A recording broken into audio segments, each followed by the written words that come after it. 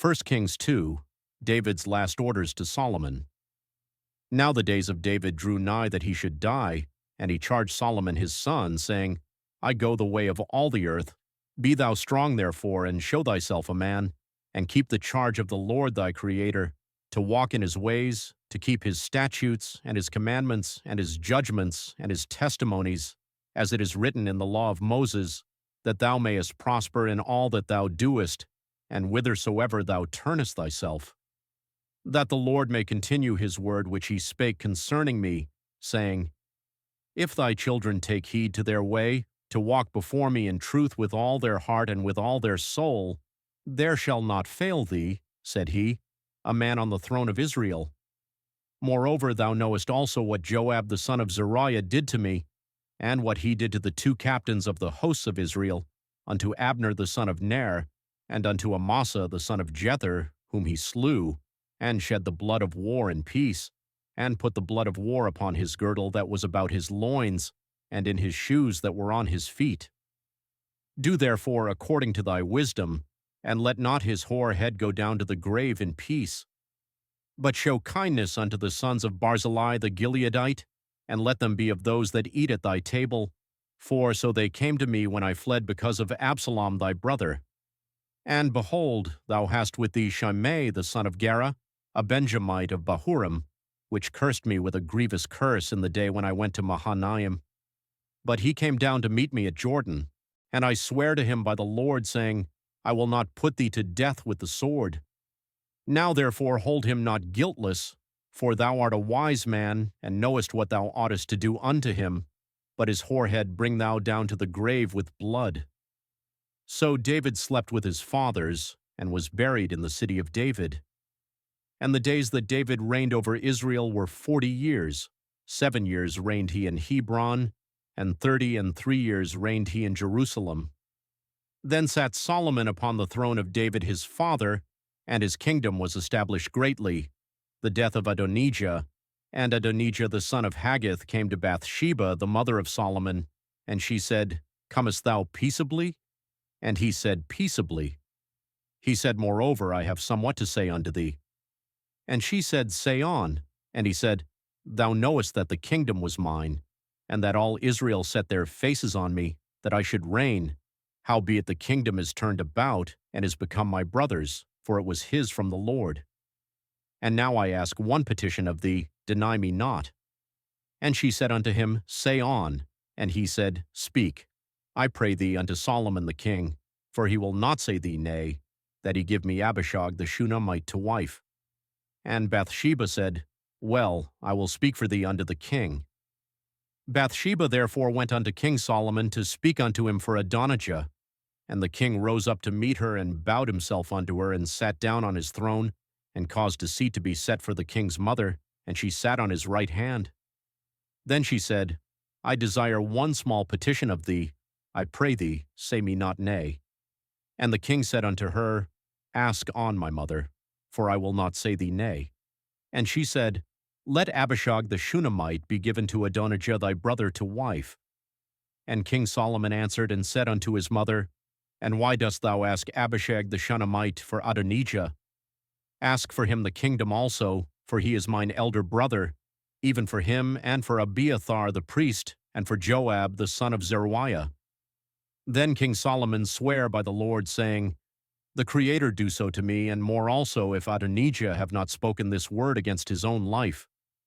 Now therefore, as the Lord liveth, which hath established me, and set me on the throne of David my father, and who hath made me an house, as he promised, Adonijah shall be put to death this day. And King Solomon sent by the hand of Benaiah the son of Jehoiada, and he fell upon him that he died. And unto Abiathar the priest said the king, Get thee to Anathoth, unto thine own fields, for thou art worthy of death. But I will not at this time put thee to death, because thou bearest the ark of the Lord and Creator before David my father, and because thou hast been afflicted in all wherein my father was afflicted. So Solomon thrust out Abiathar from being priest unto the Lord, that he might fulfill the word of the Lord, which he spake concerning the house of Eli in Shiloh, the death of Joab. Then tidings came to Joab, For Joab had turned after Adonijah, though he turned not after Absalom. And Joab fled unto the tabernacle of the Lord, and caught hold on the horns of the altar. And it was told King Solomon that Joab was fled unto the tabernacle of the Lord, and behold, he is by the altar. Then Solomon sent Benaiah the son of Jehoiada, saying, Go, fall upon him. And Benaiah came to the tabernacle of the Lord, and said unto him, Thus saith the king, Come forth. And he said, Nay, but I will die here. And Benaiah brought the king word again, saying, Thus said Joab, and thus he answered me. And the king said unto him, Do as he hath said, and fall upon him, and bury him, that thou mayest take away the innocent blood, which Joab shed from me and from the house of my father. And the Lord shall return his blood upon his own head, who fell upon 2 men more righteous and better than he, and slew them with the sword, my father David not knowing thereof, to wit, Abner the son of Ner, captain of the host of Israel, and AMASA the son of Jether, captain of the host of Judah. Their blood shall therefore return upon the head of Joab, and upon the head of his seed forever, but upon David, and upon his seed, and upon his house, and upon his throne, shall there be peace forever from the Lord. So Benaiah the son of Jehoiada went up, and fell upon him, and slew him, and he was buried in his own house in the wilderness.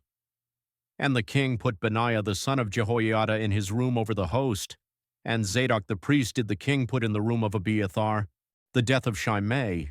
And the king sent and called for Simei, and said unto him, Build thee an house in Jerusalem, and dwell there, and go not forth thence any whither.